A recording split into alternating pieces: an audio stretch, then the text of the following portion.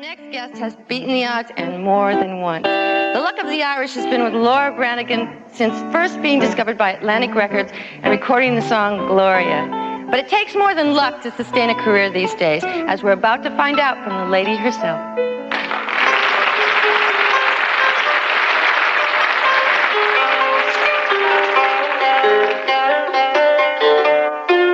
What's a nice Irish girl named Laura Branigan doing in a Japanese sushi bar?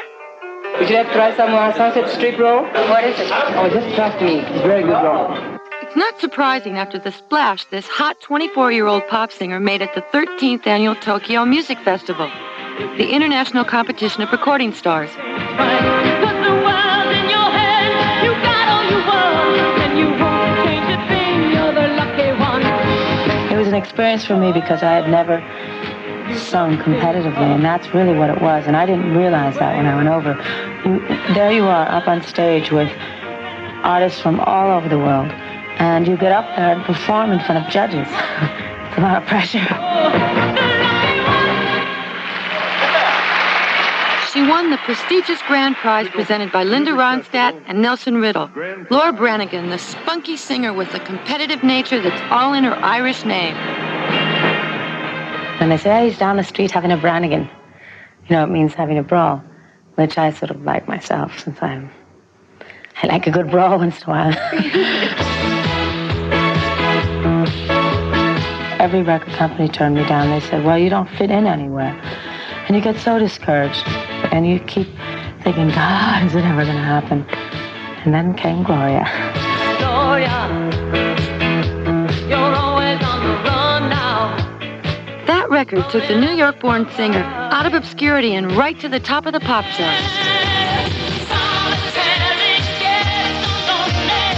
Then came Solitaire, which cemented her success.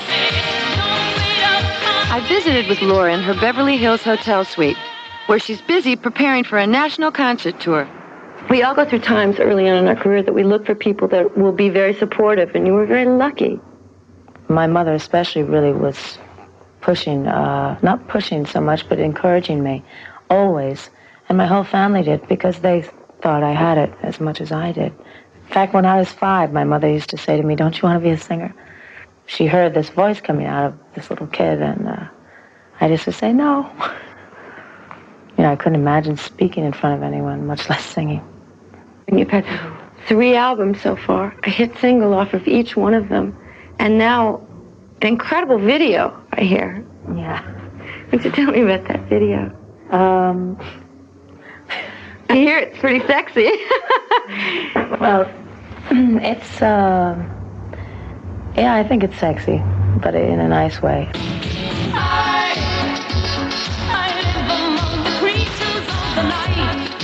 And my record company wanted me to snip out a few pieces here and there, just to make sure it got played. Literally, the story is about the seduction of the night upon me. The representative of the night is a man wearing a mask. It's really about, I mean, something that everyone has experienced. The feeling of passion for someone and not knowing whether to go with it or whether to hold back.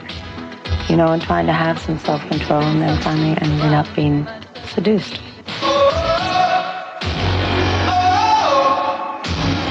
The first thing that I look for in my songs is the emotion.